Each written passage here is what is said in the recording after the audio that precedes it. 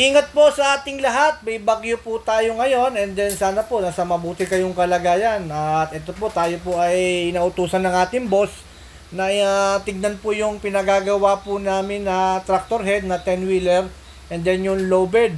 Medyo binaha din po yung kanilang yarda pero mababaw lang naman po yung tubig.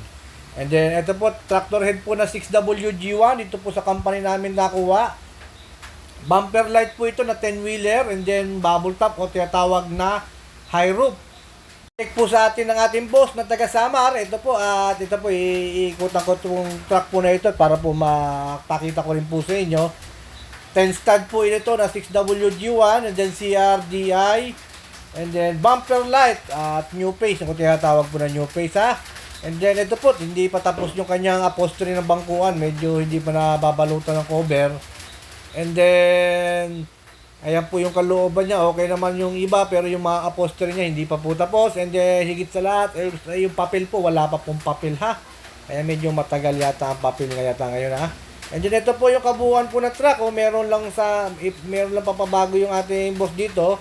O meron siyang makikita sa video yung papakita ko sa kanya. And then, papabago na lang po natin kung mahahabol pa. Pero marami pa po akong pinare-retouch pa po rito sa paint. Medyo yung ibang po ng paint niya hindi po medyo maayos.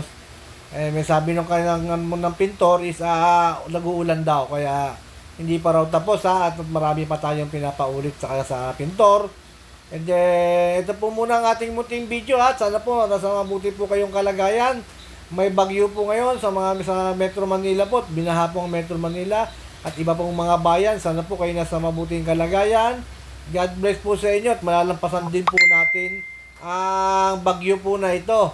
And then ito muna po ang aking munting video po para sa inyo ha. Isang 10-wheeler na 6WG1 tractor head and then bubble top or high roof and then CRDI po. Ito po, nakuha namin sa company. Maraming salamat po.